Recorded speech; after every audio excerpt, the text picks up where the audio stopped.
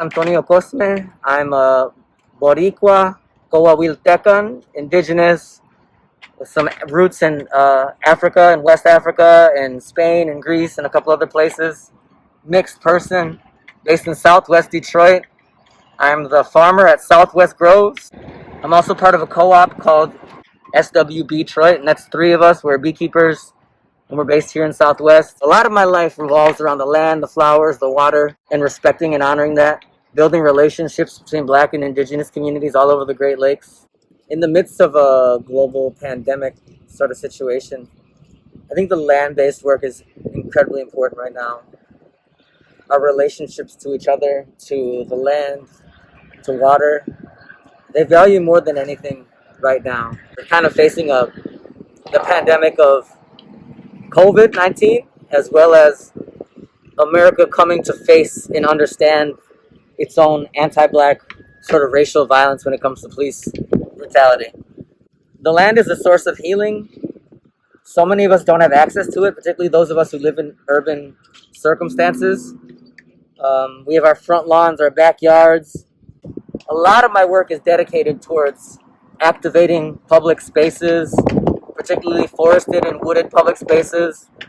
We initiated a project this year where we're taking and harvesting maple sap from maple trees and turning it into maple syrup and maple sugar.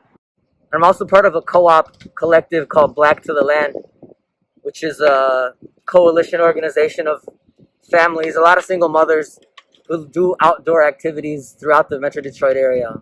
I run a program called the Detroit Leadership and Environmental Education Program, where we take kids outdoors and connect them with nature and help them build a relationship and an environmental, a water, a regional consciousness. Not enough people identify with our watershed. We're part of the Great Lakes watershed. And it's really important to protect that water. I'm learning about all this. I've never done this before. I'm Honey Rae from Southwest Detroit. I'm a model and an artist. My cousin Marcus, who committed suicide, he was in love with bees, and he knows that they're going extinct, and he always talked about them. He had tattoos of bees. So this is representing my cousin for sure, but me in the long run, learning in this business, making my own brand of honey. I want to be really raw, so what's better than raw honey, you know? It's very different from like store-bought. It's really sweet, and I actually ate a honeycomb. Never actually did that before, so that's cool. Normally, like on a regular day, a bee's flying around me, I'm over here running. Now I'm like, huh, will I ever do that again now that I've stood in between hundreds of them?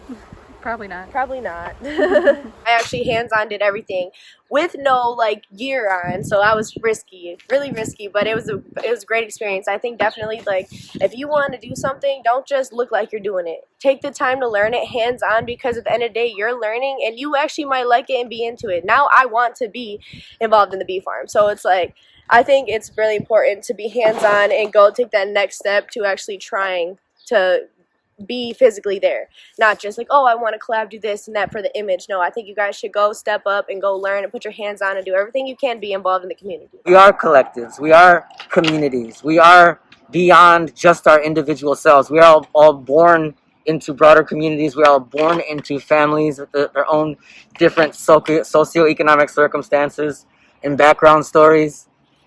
So by operating singularly, our impact is limited to those we can touch on social media and those we can touch in ourselves, in our immediate circumstances. But by operating collectively as groups, as communities, as mothers, as men, as women, as gender non-conforming people, we can build a broader coalition, build a broader framework, build a broader analysis, and a broader amount of shared experiences that allow us to all to elevate and change our consciousnesses together.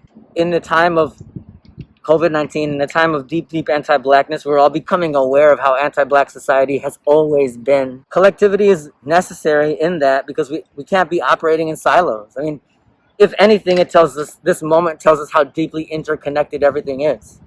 So by operating as an individual in a silo, we're limiting our capacity for change.